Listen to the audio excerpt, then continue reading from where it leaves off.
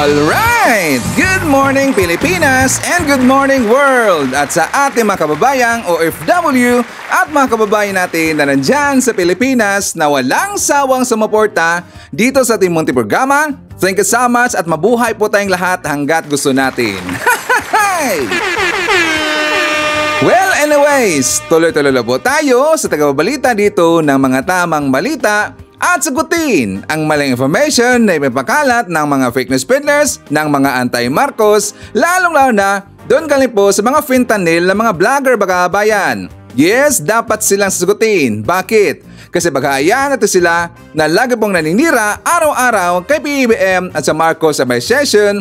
Sa katagal bagabayan, ang mga paninira ay magtotoo yan sa mata ng ibang tao.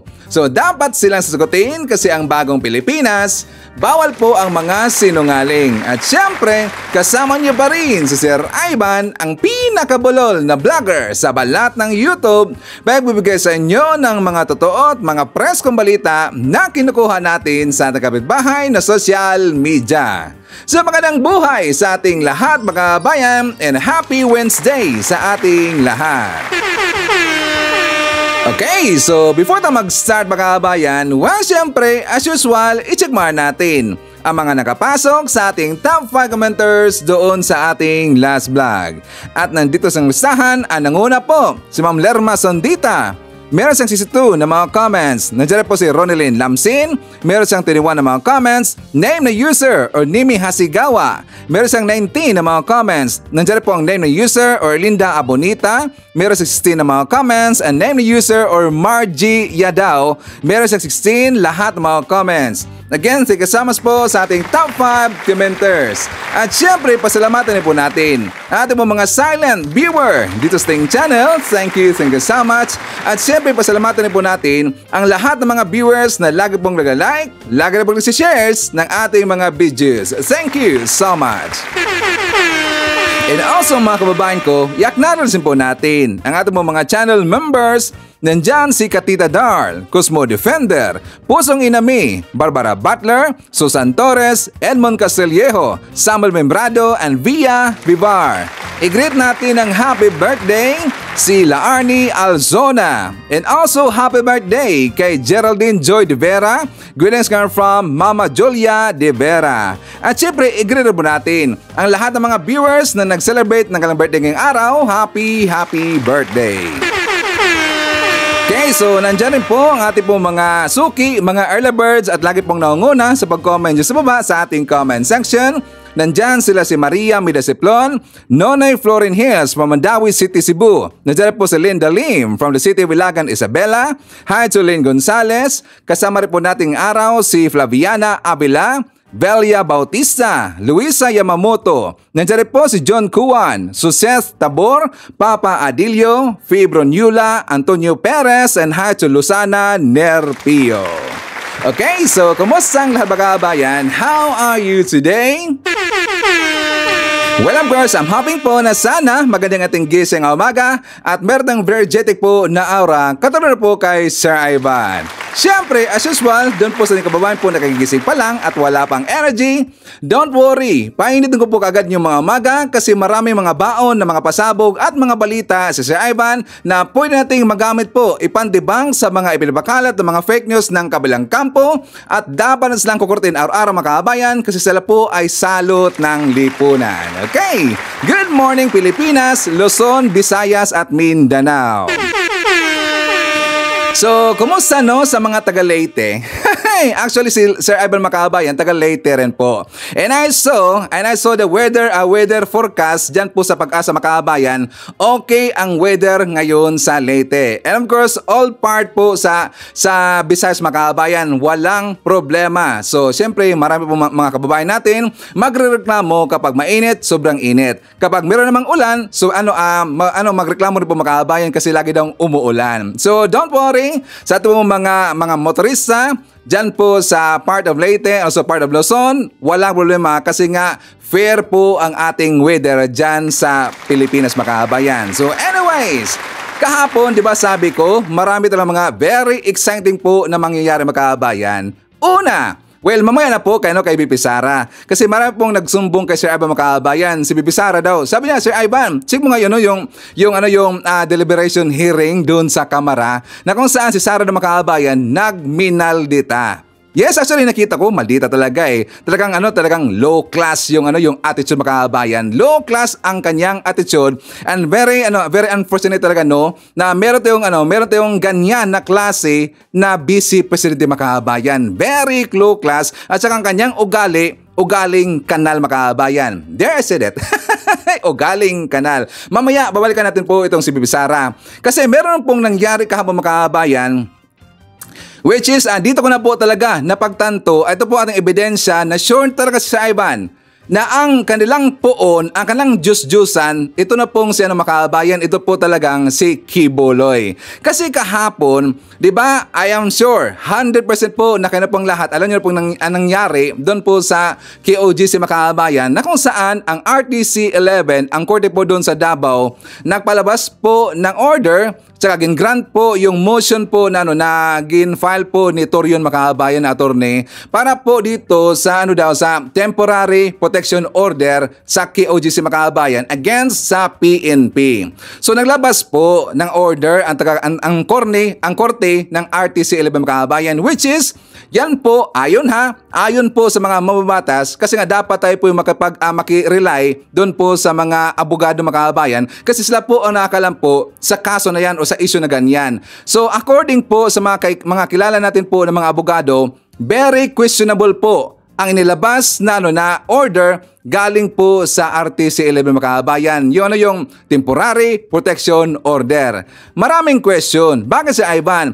Kasi nga dapat daw ang grounds dito kapag makapagpalabas po na ganun po na klase na order makabayan, dapat daw meron nangyari mga harassment, may nangyari daw dito na nag-violate na sa human rights makabayan. So, 'di ba questionable talaga? Meron bang nangyaring ganyan? Merong nangyari doon po sa isimen ng makabayan. Kasi lalo na sa kanilang mga vlogger, kasi ganyan kasi ang kanilang ipinabalabas na namukha itong biktima makabayan. Nagmukha sila or pinamukha nilang biktima po ang kanilang side, ang yung KOGC. So siguro lang ito lang aking sa analysis makabayan. Alam niyo na po, baluarte ho yan ng Duterte, baka siguro natakot po yung korte makabayan. So nag-request na yung taga KOGC, yung si Torion, nag-grant kaagad. So maraming nag-question po ng mga abogado, bakit nag-grant kaagad makabayan? So mamaya babalikan natin yan.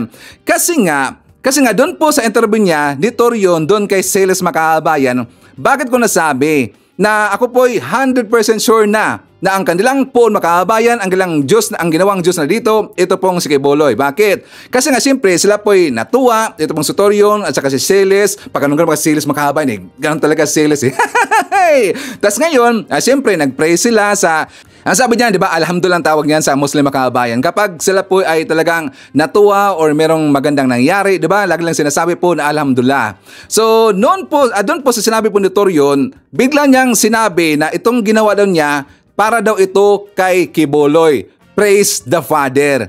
Ganon niya pagkasabi makabayan. Take note, ang sinabi niya, para ito kay Kibuloy, praise the Father. So, ibig sabihin, yung mga binabanggit pala nila na praise the Father, 1,000% na po sure si Ivan na yun po itong si Kibuloy. So tayo po ngayon ay sure makabayan na ang kanilang pagpipray at saan sila nagpipray, ang pinagprehan nila makabayan, yun pong talagang si Kibuloy. Okay, so kumpirmado na. Tama talaga yan, yung ating analysis makabayan. Obvious naman kasi, very obvious. Kasi meron pong nagsasabi makabayan, taga Davao na doon po sa malapit makabayan, kapag daw nagpe-pray yung KOGC or KOQ na lang kasi Kingdom of Kibuloy, sabi nila hindi daw sa totoong Panginoon sila nagpe-pray makabayan, kundi doon sila nagpe-pray kay Kibuloy. Di ba sinabi yan kay Kibuloy na lahat ng inyong mga kaluluwa dumadaan sa akin yan. Ganon pala yun. So ngayon, ito pong grupo ng KOGC, tsaka nakita ko makabayan, mga post nila po yung executive secretary na si Eleanor Cardona, talagang ipinagyabang niya yung decision po ng korte makabayan. Hindi ba nila inintindi makabayan? Temporary protection order. Ang ibig sabihin, in any days from now, baka week after 1 week or maybe after 2 weeks, babalik pa rin po yung kapulisan natin. Kasi nga hindi pa rin po nakuha yung fugitive mga kababayan, yung fugitive, yung wanted na si Quiboloy, yung Manyakis. Hindi pa rin po nakita. Yan po ang operation ginagawa po ng ating kapulisan kung bakit nandyan sila sa KOGC. Diba? Sa word pa nga lang, temporary protection order, so pwede pa rin pong balikan ng ating kapulisan mga kababayan, di ba? So dapat maghanda ang taga KOGC. Baka sa third wave po na gagawin po ng kapulisan natin, baka talagang very strict na mga kababayan. Kung ako lang masusunod, dapat very strict eh. Kasi nga, sumusobra po yung taga-KOGC mga kababayan. Sumusobra kasi sila. Minamali pa nga nila, di ba, pagbalita, nasabi nila na sila dito yung dihado, maraming nasaktan sa kanila, at saka hinaharas doon sila ng ating kapulisan. Ibaliktad naman mga kababayan, baliktad po, mas marami pong nasaktan sa ating kapulisan mga kababayan. At saka ipakita ko rin po sa inyo, ito pong sinabi ni BBM, ito po yung pahayag kung ano daw ang kanyang masasabi doon po sa nangyari sa KOGC mga kababayan. For more details, let's watch this. Yung daw pong pagde-deploy ng sobrang daming police at saka yung blockade, yung mga nadidisrupt na daw po yung meron mang human rights violation kung maraming police? Yun pong sabi nila. I don't think so. There's no anyway. The reason we did this was so that we could maintain the peace. The only way to maintain the peace is to make sure that the area is safe and is secure. And considering this is a 30-hectare compound, kailangan mo talaga ng maraming tao. Hindi mo pwedeng gawin ito na isang dosenang pulis. Para hindi na bale yung mga lumalaban o yung mga nagre-resist, nanghaharang, hindi na bale muna yun. Para lang yung pag-inspeksyon ng 30 hectares, kailangan mo na kagad ng maraming tao. So, Do you think I do not see. I think what they're talking about is political na yan. Hindi na totoo yan. Surrender na lang po. Surrender na lang po. Hindi ko nga maintindihan kung bakit dinadamay ni Quiboloy ang mga tauhan niya. Kasi sinasabak niya yung mga tauhan niya. Wala namang kasalanan yung mga yan. They just believe they're looking for an answer, a value system, and they think they have found it with Quiboloy. But they did not sign up to be in the front line of this kind of thing that's happening now, that they will protect him from arrest, even when he has cases filed against him, not only here in the Philippines, but also in the United States. So, I suppose I can understand their disagreement with us, even anger. But what all that the police are doing is enforcing the warrant of arrest against Apollo Quiboloy. Yes, agree ko doon sa sinabi po ni PB Makabayan, wala pong nangyaring human rights violation, wala po doon.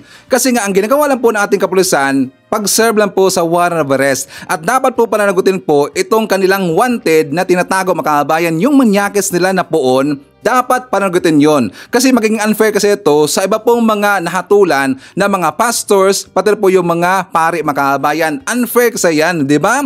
Parang gusto nila na i-exempted po itong si Quiboloy mga kababayan. Manyakis yan eh. Meron pong nagrereklamo. So dapat sagutin niya yung reklamo sa kanya mga kababayan, yung kanyang kaso. At doon nila makamit ang kanilang hinahanap daw na hostesya mga kababayan, di ba? So kahapon nakita ko rin po na interview po itong si Abalos mga kababayan, si DILG Secretary Abalos, na kahit po meron na pong inilabas na temporary protection order ang korte diyan sa Davao City, nagpatuloy pa rin po sa paghanap po ng yung bunker na sinasabi ng mga kababayan na sabi na doon daw nakatago itong hinahanap po ng ating batas. Sila si Quiboloy, pati po ang kanyang mga kasama mga kababayan, and included daw di umano yung nagangalan na Stephanie Ibarra. So doon po sa area ng GMC building mga kababayan, di ba may binakbak pa rin sila doon, but I am not sure kung ngayon ipinagpatuloy pa ba mga kababayan. Kasi nga kapag mapatuloy sila sa aking pagkakatindi dito, kapag hindi na papakinggan, yung inilabas po na order ng ng ating ng korte doon po sa Davao mga kababayan, sila kasi ito ay masasite in contempt. So I am not sure kung sila ba ay magpatuloy pa mga kababayan. So hopefully sa next nila po na operasyon mga kababayan, makikita na nila itong si Kibuloy. Kasi talagang majority po ng taong bayan, naghintay tayo at saka marami pong nagsasabi ng mga comment doon sa ating mga previous vlogs, pati po dyan sa baba mga kabayan, naghihintay sila na madakip na itong si Kibuloy. Marami pong naghihintay mga kabayan. Ang ayaw lang at ayaw nila po na makita madakip itong si Kibuloy, yun lang po mga membro ng QOQ mga kabayan, pati po yung mga alipores nila ni Digong, di ba? So anyways, before tayo magpatuloy mga kabayan, ipakita ko muna sa inyo ito pong vlog ni Mike Abe, kasi talagang supalpal ho dito itong mga Duterte mga kabayan. For more details, let's watch this. Alam nyo, kung tutulong lang at mayroon naman silang karapatan sigurong gawin o sabihin nating obligasyon na rin bilang Pilipino, bilang dating Pangulo at kasalukuyang Vice President, yung isa congressman pa, yung isa ay mayor, ay matatapos po yung problemang yan sa pagitan ni Kibuloy at saka ng PNP sa issue ng warrant of arrest. Ang tinutukoy ko po na dapat tumulong ay ang pamilyang Duterte. Kasi ma-influensya po yan, mga yan sa Davao. Higit sa lahat, may pakikita nila sa buong mundo at sa lahat ng Pilipino na sila mismo ay susunod din at sumusunod sa batas. Okay? Kasi hindi naman pwedeng lagi na lang ay puro pagtutol or ayaw sa gobyernong ito, kasi ang batas ay dapat itong masunod. Katulad, tinukay ko, ang dating Pangulong Duterte, abogado, alam niya kung ano yung ginagawa ng pulis. Alam niya yung court order, alam niya ang proseso. Si Inday Sara, Vice President, abogado rin yan. Alam niya yung ginagawa ng PNP at yung mga court order na yan. Si Congressman Pulong Duterte, bilang mambabatas, gumaganong batas, alam din yan, hindi pwedeng hindi. Ang dapat gawin, si Mayor Baste Duterte. So lahat sila. Kung sila lang ay nagkakaisa at gagalaw na pakiusapan, isurrender nila si Kibuloy, bida pa sila at matatapos ang hindi magandang nangyayari dyan po sa compound ni Kibuloy sa Davao. At maiiwasan na ang ganyang pagpapuyat, pagpapagod ng mga member nila at saka itong pulis. Alam nyo, kung tutusin, si Duterte po may malaking responsibilidad yan kasi siya ay ini-appoint na administrator ng Kingdom of Jesus Christ. So siya yung dapat na magkumbinsi. Sabihin lang niya kay Duterte, kay Kibuloy, o Padre, baka pwede sumuko ka na lang kasi nasasakta na yung mga member natin. Nasisira na tayo sa international community, nasisira na tayo sa mga Pilipino. Warrant of arrest lang, hindi natin maharap at hindi mo maharap. Mga ganon. Sumurrender ka na lang at mayroon naman tamang proseso. Huwag kang mag-alala. Tutulungan ka ng mamamayan at tutulungan ka ng iyong mga followers hanggang sa huli. Mga ganon. Kung ano man paraan ng pagkumbinsi. Sana ginagawa na ngayon yan. Kasi ako po naniniwala, hanggat ang mga Duterte ay papabor kay Kibuloy sa kanyang ginagawang pagtatago at hindi pagrespeto sa court order at warrant of arrest, tatagal itong isong ito. Hindi naman ibig sabihin pag sinurrender ng mga Duterte si Kibuloy, kumakumbinsi nila, sila ay magbabago na. Hindi Pwede pa rin nilang ituloy yung kanilang paniniwalang pampolitika at ibang isyo. Yung kanilang pagiging andating ay oposisyon sa kasalukuyang gobyerno, pwede pa rin nilang gawin yun. Pero irespeto yung court order at warrant of arrest. Kasi mga abogado po sila, mga matataas na opisyali sila ng gobyerno, dating Pangulo, kasalukuyang Vice President, yung isa congressman, ang isa mayor. Ang laki po ng kailang magagawa.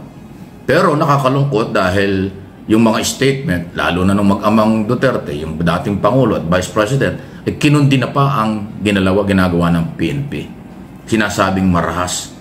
Sa halip na manawagan na mag-surrender na lang si Kibuloy, manawagan sa mga member ni Kibuloy na magpakahinahon at manawagan din sa pulis na ayusin ang lahat, dapat ganun Hindi Nagbigay ng statement na pabor kay Kibuloy, kaya lalong uminit yung kampo ng ni Kibuloy na akala nila tama yung kanilang ginagawa. Ay hindi ho yun maganda. Sa akin pong observation at pananaw sa isyong ito. Pag may batas kasi, dapat sundin ng kahit sino. Kung may problema sa batas, question ninyo. Pwede kayong magpetisyon, pwede kayong magreklamo sa korte. Kung may problema kayo sa warrant of arrest, pwede kayong magpunta sa RTC na nagbigay ng warrant of arrest. Kung hindi pa kayo kontento dyan, punta kayo ng Court of Appeals, punta kayo ng Supreme Court. Ang daming korte na pwedeng yung puntahan sa legal na pamamaraan. Pero kung hindi naman kayo lumalapit sa mga korte at ang inyong harangan ay yung court order, ay walang mangyayari dyan. Dahil yung may dala ng court order, obligasyon yan na ipatupad nila tulad ng PNP at ng NBI. Ganun po ang sitwasyon eh. Kaya again, inuulit ko, kung tutulong lang para sa kapayapaan, malagay ko makukumbinsi ng mag-aamang Duterte, si Kibuloy kung may papaliwanag na mabuti ang kahalagahan ng pag-surrender o pagharap sa court order, warrant of arrest, palagay ko makukumbinsi yan. Kasi sa ngayon, sarado pa ang kaisipan eh. Ngayon, ang laging paniniwala ng kampo ni Kibuloy sila'y hinaharas. Hindi ho harassment yan. Sila'y ginigipit. Hindi yung panggigipit. Pag lahat na lang ang katwiran ng tao, pag may warrant of arrest, panggigipit, kalokohan yun. Inuulit ko, may mga abogado sila, alam nila ang proseso. Tama yung sinabi ni General Torre. Hindi sa labas ng korte ang debate, sa korte ang debate. Sa labas ng korte, implementation ng mga order. Sa korte ang debate kung illegal o legal ang mga order, ang korte ang magre-resolve niyan. Hindi sa palakasan ng boses o persahan. Ganon po yun eh. Yan ang rule of law. Due process, bibigyan ng pagkakataon ng korte ang lahat ng panig. Yan ho yung pinapairal. From day one, yan ay yung sinabi ni Pangulong Marcos. Ang gusto niya sa kanyang administrasyon, mula 2022 hanggang 2028, rule of law. Anong ibig sabihin yan? Kung merong problema, imbestigahan. Kung makuha ang ebidensya, dalhin sa korte ang ebidensya. Litisin ng korte. Ang korte ang magsabi kung guilty o not guilty ang inaakusahan. Ayun, hindi karahasan, hindi human rights violation, hindi maiksing pamamaraan. Yun po yun. Okay? Kaya sana kayo rin, huwag kayong magalit. Pati na yung mga DDS, pati yung mga Duterte, kumbinsihin nyo ang mga Duterte na tumulong para makumbinsi si Kibuloy na rumispeto sa batas. At hindi ho kailanman, hindi naman pwedeng habang buhay na lang ay nagtatago. Hindi naman pwedeng habang buhay na lang ay hindi iiral ng batas. At hindi ho tama na ang katwiran at sagot sa warrant of arrest ay palitan ang presidente. Wow! Napakalabo nun. Maitim pa yan sa tubig ng Pasig River na hindi pwedeng mangyari. Warrant of arrest galing sa korte sa issue ng di umano'y pang-aabuso, ang demand nyo, palitan ng presidente, mag-resign ng Pangulo, hindi pwede yun. Dahil 110 o 115 milyon ang Pilipino. Ang presidente ay Pangulo ng lahat ng Pilipino sa ayaw at sa gusto nyo. Pero yung kakaunting grupo magdidemand na paalisin ng Pangulo, palitan ng Pangulo dahil may warrant of arrest, ay kalokohan. Kasi hindi naman Pangulo ang nag-issue ng warrant of arrest. Korte, 3 branches of government ang gumagalaw. Executive Department, Legislator, at saka Judicial. Nasa Judicial ang issue. Wala sa Executive Department, wala rin sa Senado at Kongreso. Nandun lang sa Kongreso at Senado dahil yung mga warrant of arrest. Dahil meron din silang authority tungkol sa contempt at iba pa. Yan po yung sitwasyon. O kaya, hindi naman tayo nagmamagaling. Paki-like po ninyo, paki-forward po ninyo ang mga video ko sa inyong mga kaibigan para makatulong tayo sa mga impormasyon. Maging bukas ang kaisipan, marami tayong malalaman. Pero pagka naging one-sided, pinagtatakpan ng katotohanan, pinagtatakpan ng rule of law, ay mahirapan kayo dyan. Subukan yung sumunod sa batas, ang sarap ng piling. Pero subukan yung lagi kayong galit, lagi kayong lumalaban, lagi kayong masama ang loob, ay hindi maganda yan sa kalusugan. Di ba? Magpakatotoo lang, may ginhawa. Tuloy ang buhay, tuloy ang maliligayang araw. After all, lahat tayo Pilipino pa rin. Magkaisa, yan ang susi ng tagumpay, katahimikan, kaunlaran ng ating bayan. Okay, so ang tanong natin mga kababayan, kaya ba yung gawin ng mga Duterte? Di ba? Kung natutulong sila mga kababayan, parang ang labo talaga eh.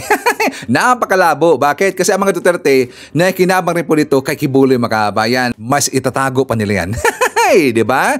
So, before tayo magpatuloy po sa ating usapin mga kabayan, at saka mamaya, pag-usapan naman natin itong si Sara Duterte. So, dito muna tayo po sa good news mga kabayan. Baka kasi makalimutan natin For more details, let's watch this. Nananatiling malaki ang tiwala ng mga Pilipino sa serbisyo at pagsisikap ng kasalukuyang administrasyon upang mapataas ang pamumuhay ng bawat isa. Sumalamin ito sa mataas na trust at performance ratings ni Pangulong Ferdinand R. Marcos Jr. sa panibagong survey na ginawa ng Okta Research. Yan ang ulat ni Kenneth Pasyente.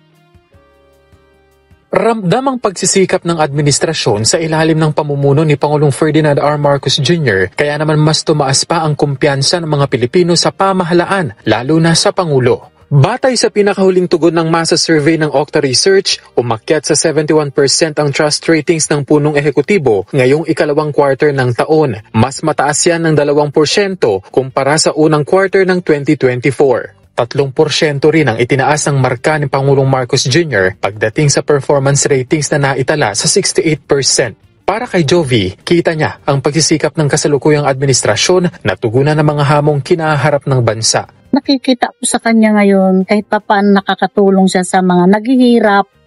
Kumbaga nakakaraos sa pang-araw-araw dahil sa tulong niya.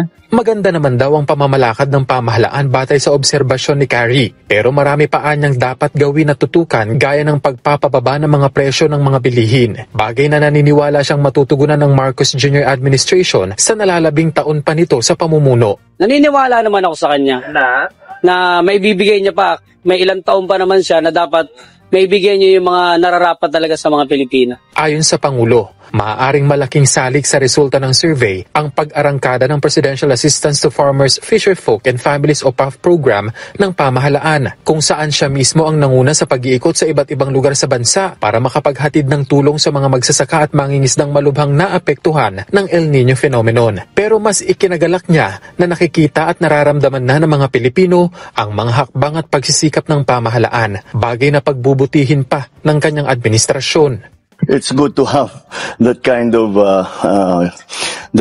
result or statistic behind you.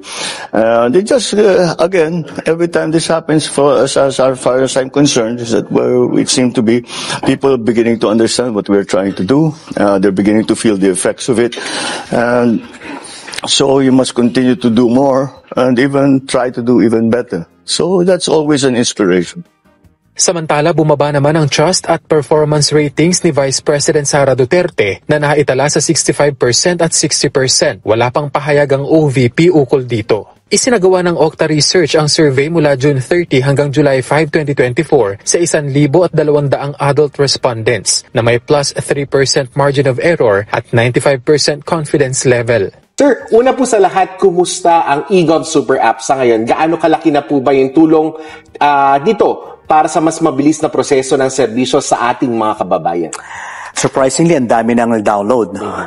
In fact, nung nag-grand launch tayo nung January, so after 6 months after grand launch, meron tayong almost 6 million na downloads natin. So, maraming features na rin ng ating na-include. Kasama dyan yung ating national ID. Nasa eGov app na rin. So, hindi mo na kinakailangan pang meron kang cards na kailangan. Cellphone mo lang, nandiyan na yung national. At iba pang mga features ng ating mga national government services. Sir, balikan ko lang yung sa national ID kasi merong nagtatanong na kumbaga kailangan ba i-print o kailangan pa ba nila hindi yung physical card. But i-clarify lang natin yung national ID sa eGov app, pwedeng yun na ang i-present. Correct. So, hindi mo na kailangan i-print kasi kung dala-dala mo naman yung cellphone mo, i-open mo lang yung app mo, i-click mo yung national ID nandun na. So, walang pinagkaiba. Ba't mo pa i-print kung hawak mo naman na yung cellphone? Yeah. So, sir, ano po yung particular enhancement na inyong na-develop si eGov app ngayon at may mga additional features po ba itong app na ito? Madami. Sa ngayon, meron tayong 75 na national government agency na naka-integrate. Kasama din dyan yung ating 820 na local government agency systems. Isa na dyan yung PhilHealth, no? So, gamit ng eGov app, makikita mo na yung benefits mo, contributions mo, konsulta packages mo, pati yung claims mo. Pati GSIS, nandiyan na rin, naka-integrate na din. Nandiyan na rin yung ating job creation, no? Pwede ka na rin mag-build ng resume mo para sa job matching system.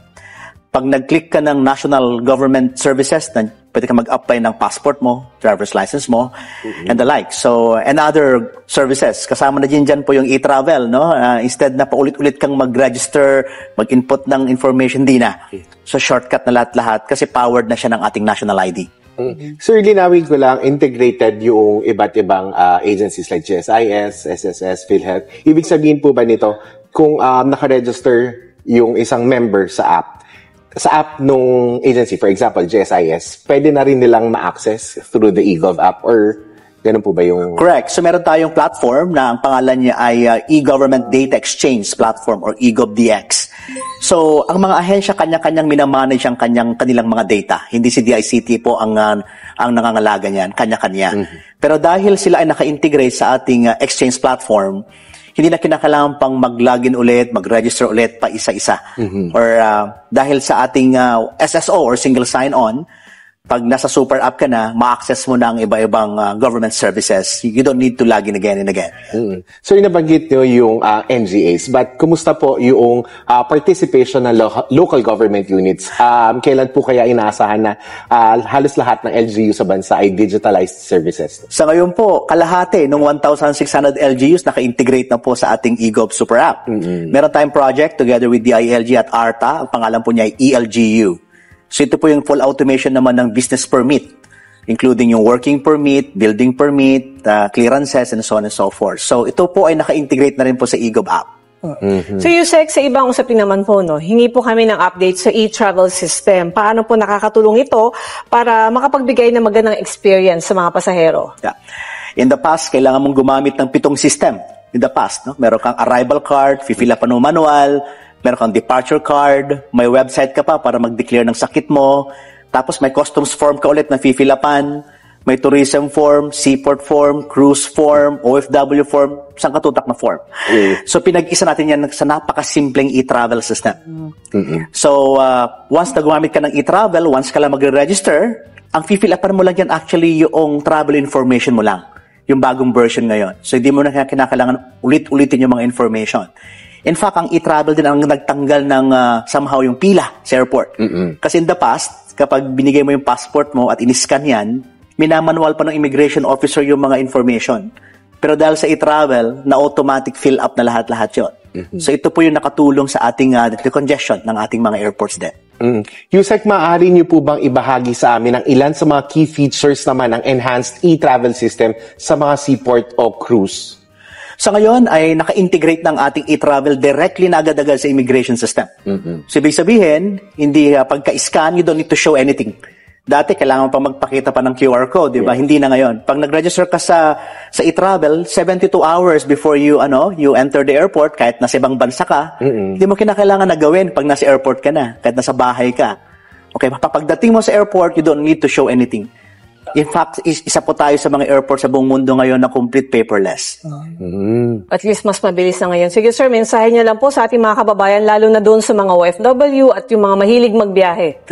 Ayan, kung gusto niyo po ng seamless at maganda po ang biyahe ninyo, na wala na kayo finifilapan pa ng mga forms or kinakailangan pang iba-ibang system ang gagamitin, mag-e-travel lang kayo. But syempre, gamitin niyo po yung eGov app kasi naka-integrate na rin po doon yung e-travel para you don't need anymore to register again and again.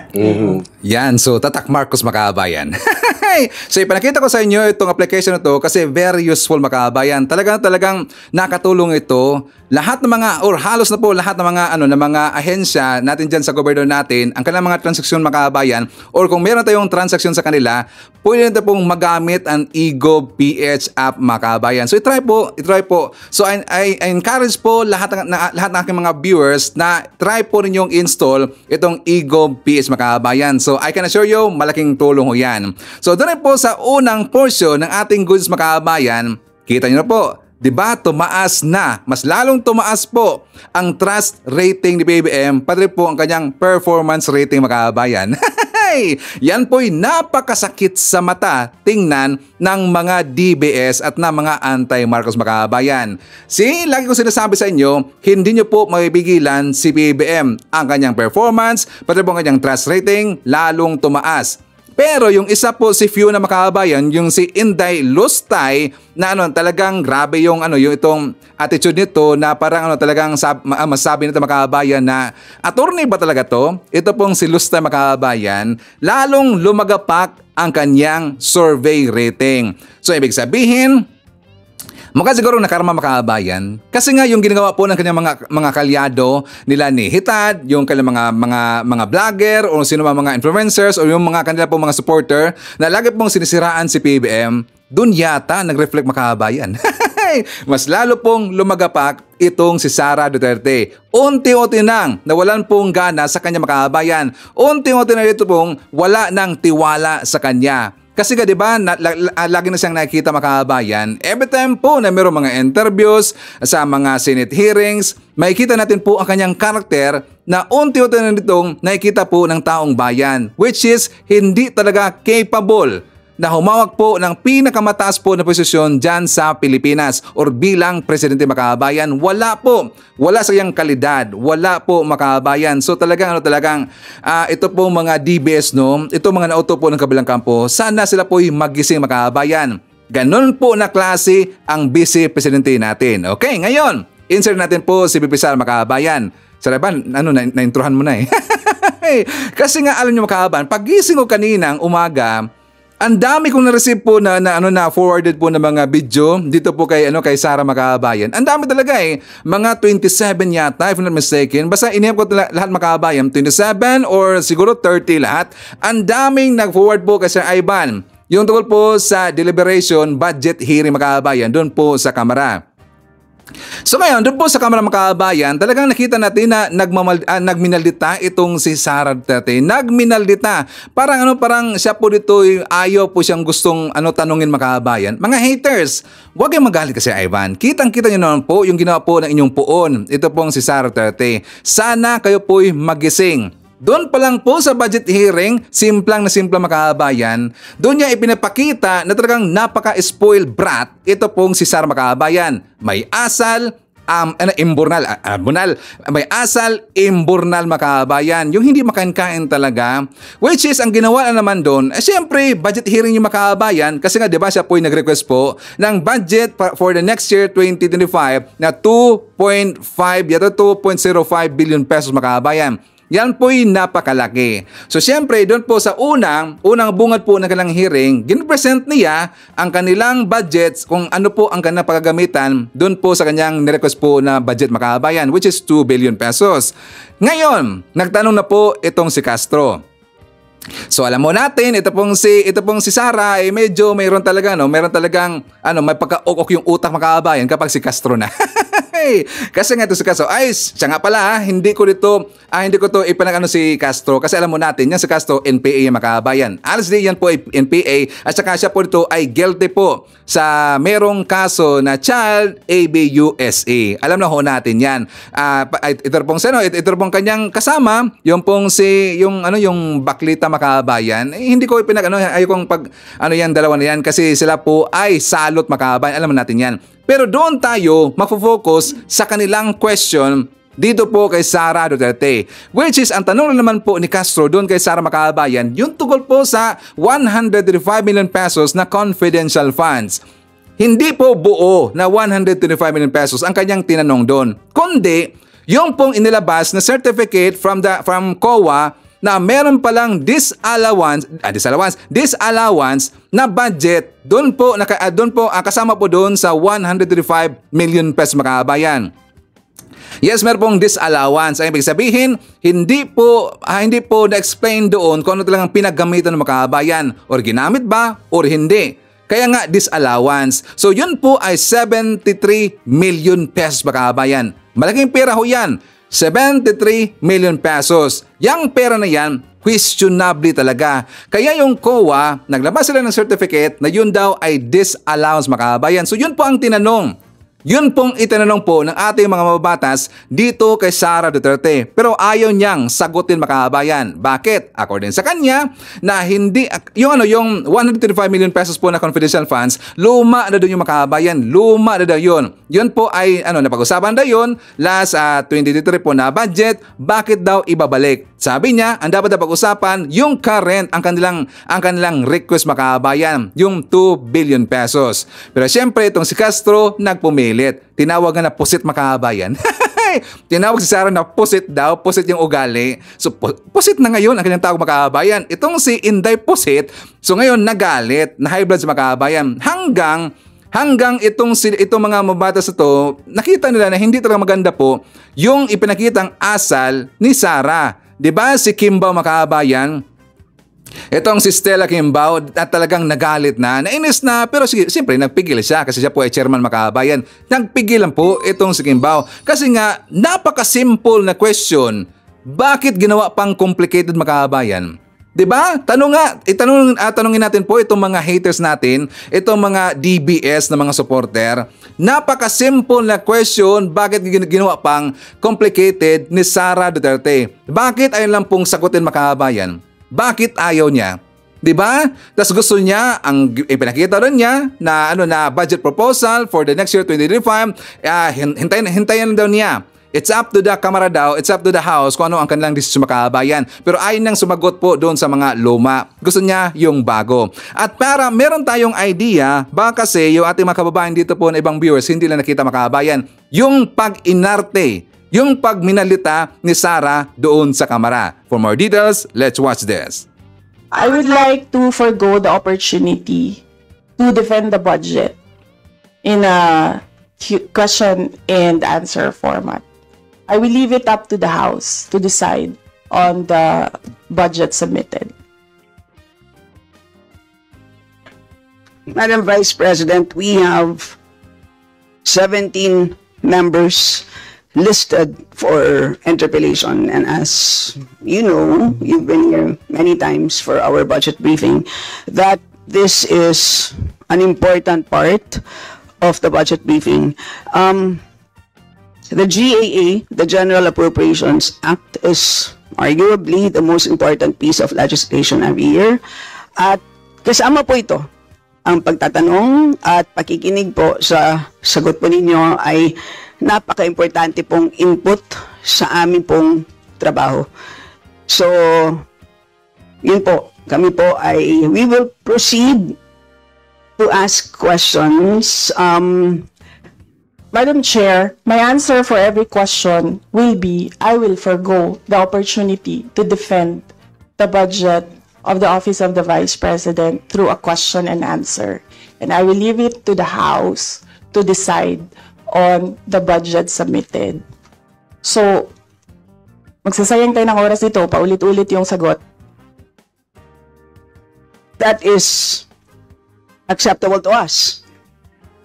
Unless I hear any objection, that is acceptable to us. Okay. Because it is, I believe, karapatan din po ng bawat Pilipino na marinig po nila ang katanungan po ng 17 po na nakalista sa ngayon. Palagay ko, kung meron pong dadating dito, baka dumagdag po. Pero marami pong issues na hinaharap po tayo ngayon. Kayo po mismo, nakikinig po kami sa inyong speech po kanina, kahit na hindi po siya related po sa ating budget. Marami pong na-spark na mga tanong, kaya palagay ko, kaya nga sinabi ko kanina, ilimit natin ang mga tanong tungkol sa budget. So, yun po. So, kung kayo po ay binigyan po namin ng pagkakataon na i-share po ang insights, kami rin po ay magsasabi din po ng aming mga katanungan. So with that, the Deputy Minority Leader, Madam Chair, Castro, may now proceed. With all due respect, I will not repeat my question every time, my answer every time there is a question. May I seek permission that every time there is a question, that is my answer.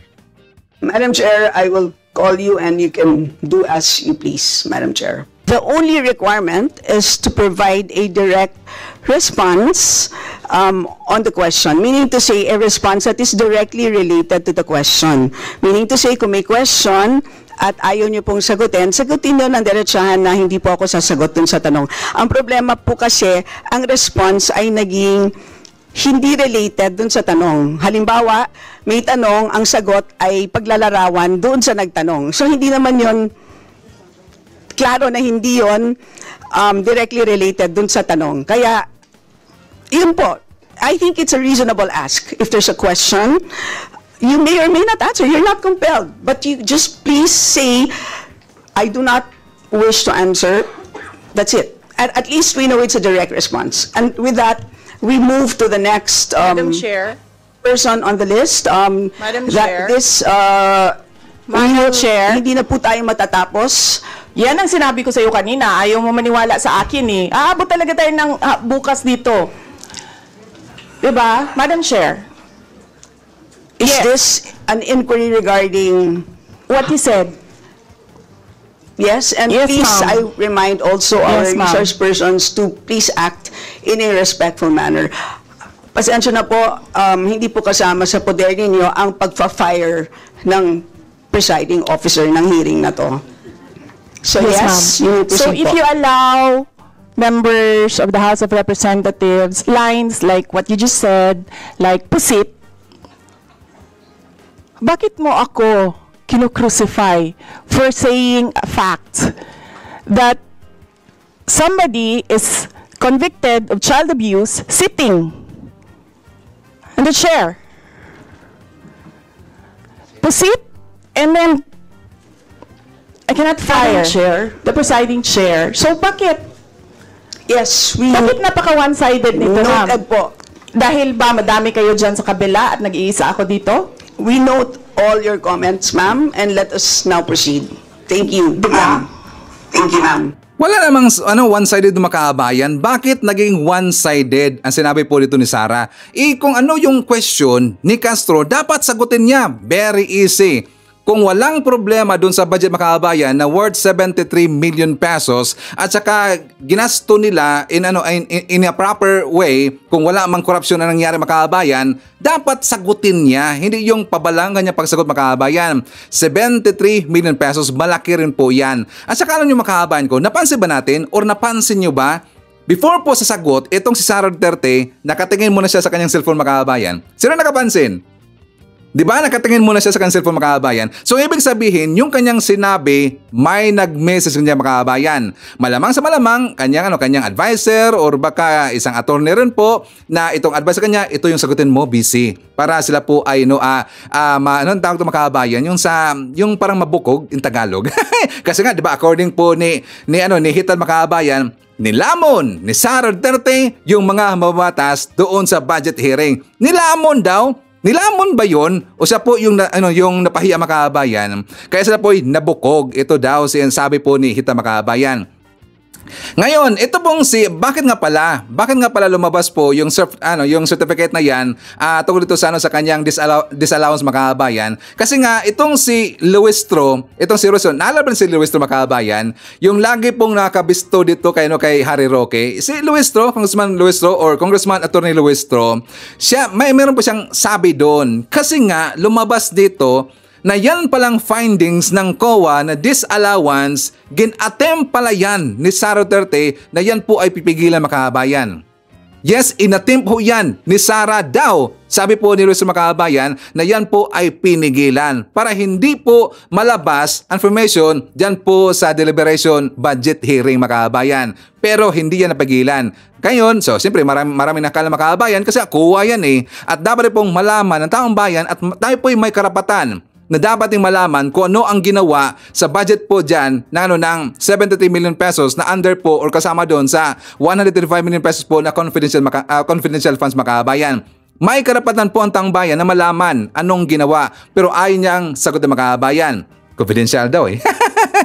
Diba? Gonggong talaga eh. So ngayon, si Sara Duterte Makaabayan, kasi nga nakita po dito ni Aling Maliit, si JMA Makaabayan, na itong si Sara talagang sinabon ho dito ng mga mababatas kasi ayaw ngang sumagot. So itong si JMA, nagpaipal, umenser Makaabayan. Gintry niya na gishield Ito pong si Sara Duterte. So ito po ang kanyang sinabi, mga kababayan. Kind of order, because in the beginning, it was settled that the issue would be the 2025 budget. And in all our hearings, to what I recall, when we want to question something about performance, we question the 2024 budget, not the 2023 budget. What is being questioned now is the 2023 budget, which was discussed very extensively last year. And that is the reason why the House removed the confidential funds. So that issue has already been, to my mind, for purposes of the budget hearing, laid to rest. So that's my observation, Madam Chair. We note that, Madam former President, but of course we know that yung pompondo ng 2023 ay of course pwede pa rin maging continuing appropriation hanggang 2024. So in the same way, 2022 pwede maging continuing pa rin 2023. At alam din po natin, last year pinagdebatihan po natin ng matindi itong 2022 confidential funds, and in fact, we left a homework for the COA. Sinabi natin sa kanila na kailangan nilang tapusin ang audit by November, I believe mid-November of last year. And since then, hindi na natin alam kung ano nangyari. So that's the reason for why tinatalakay natin ito. And it's a big amount of money. I believe we owe it to the people to understand what happened. Of course, tinanggal na natin noong 2024. Gusto natin malaman, tama ba yung ginawa natin? Kasi baka naman nagkamali tayo. So, I think it's worth assessing what we did in 2024 in order to know what to do in 2025. Teka na mga kababayan, parang yatang Kimbong sinabi ko Stella Kimbaw. Stella Kimbo nga pala, wrong na naman si Saiban Stella Kimbo pala yon. Diba nakita po sa kanyang mukha, mga kababayan, parang talaga parang nainis na Pero siyempre, compose pa rin po siya kasi siya po yun siyempre mababatas, mga kababayan. Siya rin po ay chairman. Nakita natin po yung estilo ni GMA, pumasok kaagad. Gusto niyang i-divert, mga kababayan. Diba sabi niya na yung mga old ng issues, yung tungkol sa budget po na old, hindi na po pag-usapan, mga kababayan. Dapat ang bago daw yung nirequest daw ng OBP. Pero hindi siya sinang-ayunan po ni Kimbo, mga kababayan. So patuloy pa rin po. Ngayon, dahil po sa mga nangyayari, mga kababayan, sagutan doon, sagutan dito, ito pong si Congressman Abante pumasok na po. Itong si Abante, talagang makikita natin dito, sinabon po niya ito pong si Sara, mga kababayan, at talagang ito ang totoong nilamon. For more details, let's watch this. Madam Chair, I will forgo the opportunity to defend the OVP 2025 by question and answer. I will leave it to the House of Representatives to decide. Please, you have been giving the same answer for hours. The question is, may I know why? And her answer is no. Would that be the right answer to the question why? Medyo mahina yata ang tenga ni Vice President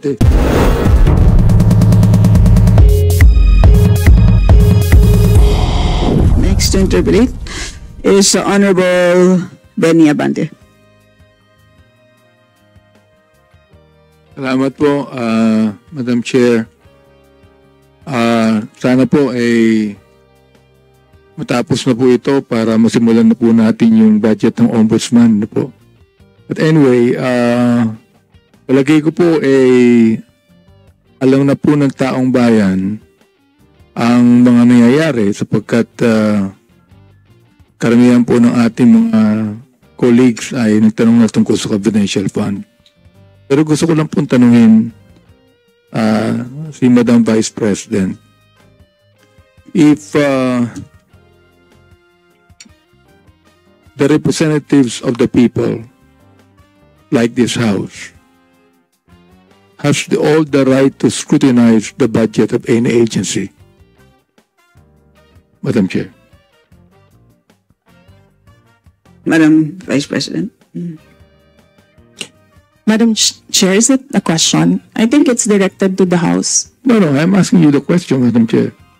I'm asking the question to the resource speaker if she believes that this House, being the representative of the people, has the right to scrutinize the budget of any agency. Right, precisely. That's why I say I will leave it to the Only House yes of or no, Madam Representatives Chair. to decide Madam on Chair. the proposal Madam Chair, as presented. excuse me, Madam Chair, that can only be answerable by yes or no. We, again, Chair would like to remind our guests to please be responsive to the queries of the members in the most direct manner. So please proceed, Madam Vice President. I already answered. Answer Madam- by yes or Madam no. Chair, perhaps my ears are not very clear, so I would like to find out if she answered yes, Madam Chair. And I will leave it to the House of Representatives I to do not decide on need the her to explain, Madam proposal Chair. as Madam presented. Chair, she has been answering the same answers since we started this query and this hearing.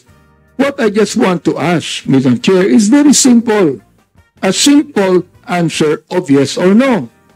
Does the Vice President believes that this House has all the right to scrutinize the budget of any agency?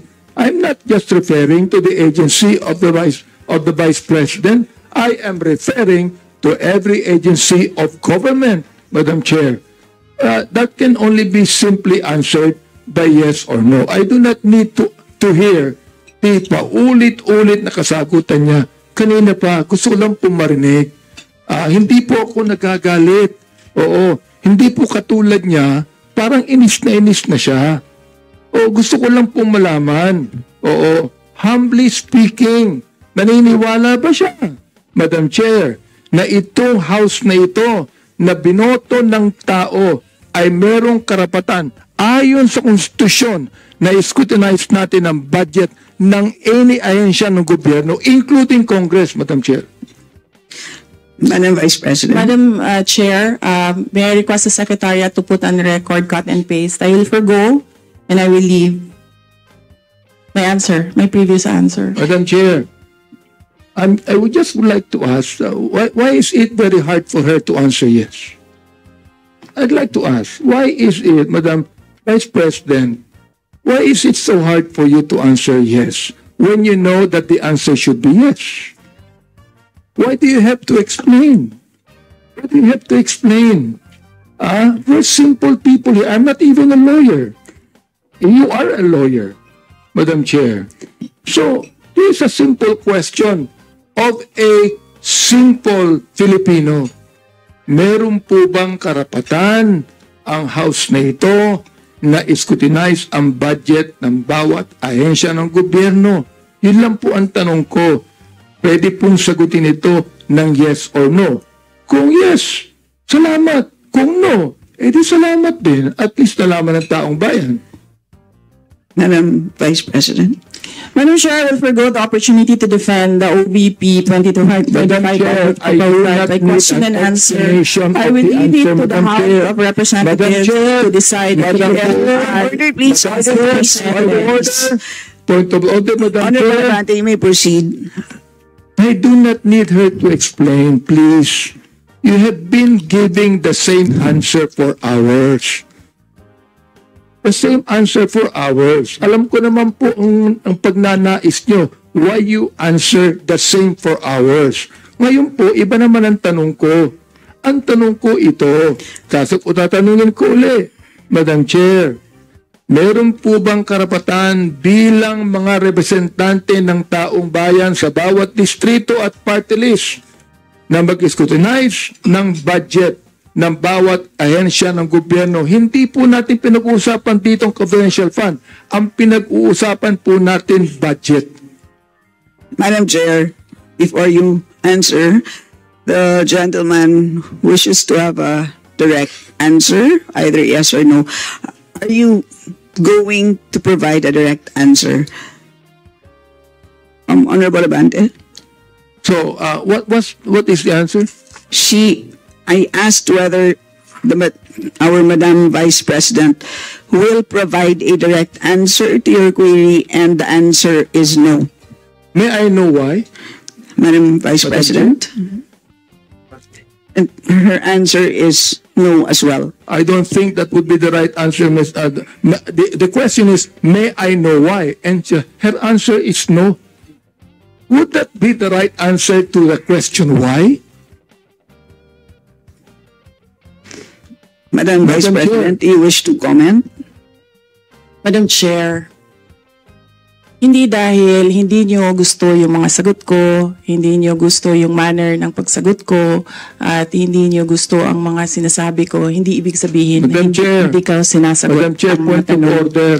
Yes, so Honorable Mali po Abante. yata ang sinasabi niya, hindi nyo gusto. Hindi yung nyo. Madam Chair, wag niyong isali dito ang aking mga kasamahan dito. Ako ang nagtatanong. Sabihin mo sa akin, hindi ko gusto ang tanong mo. Yun lamang ang dapat niyang sabihin sa akin. Sapagkat hindi ko rin gusto ang sagot niya. Madam Chair, ganun lang. Oo. Ano po ang sagot niya? Madam Vice President, you wish to Madam Chair, Answer. there's no question. The Honorable Abante is asking for a question, for a response. Ano po ang sagot niya? Yan ang huli po niyang sinabi. I request that the question be repeated. Honorable Abante, kindly repeat your question, not to be The answer is included in your time. To please repeat your last question. Ito po, ang tanong ko kanina, meron po bang naniniwala po ba ang ating Vice President na meron pong karapatan ang mga representante ng taong bayan, ng mga distrito at mga party list na scrutinize po namin ang budget ng bawat ahensya, hindi po lang ahensya niya, ng bawat ahensya ng gobyerno. Yes o no lang po ang sagot yan. Ang tanong ko po, Madam Chair, kanina ayaw niya sumagot. Ang sagot niya, ayaw niya sagutin. So ang tanong ko ito, may I know why? Ang sagot niya, no. Aba, Madam Chair, hindi po ako masyadong expert mag-English, pero palagay ko po naman, yung pong tanong na may I know why, palagay ko hindi po tama yung sagot na no. Madam Vice President. Madam Chair, palagay ko. So that explains it. It is his opinion. Madam Chair, It's up to you. You are the Chair. presiding officer. Madam Chair, hindi ko po opinion yun. Nakalagay po sa Constitution yun tulad po ng Vice President natin. Naniniwala po siya sa mandato niya bilang Vice President. Naaayon sa Konstitusyon.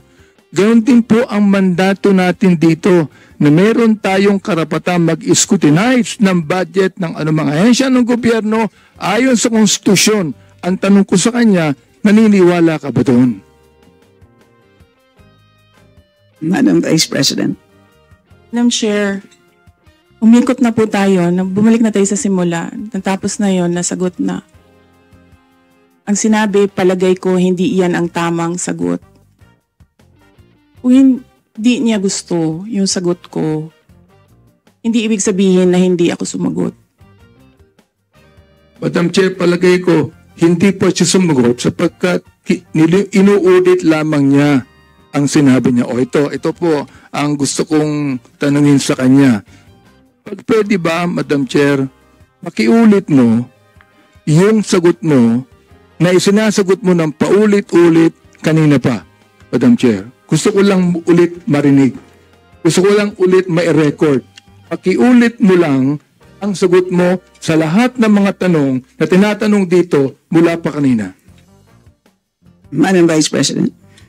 Madam Chair, I do not want to assume, so I would like to be clarified. Is this the OVP 2025 budget proposal or the confidential funds? Madam Chair, sinabi ko budget eh. Hindi ko sinabing confidential fund. Sinabi ko budget.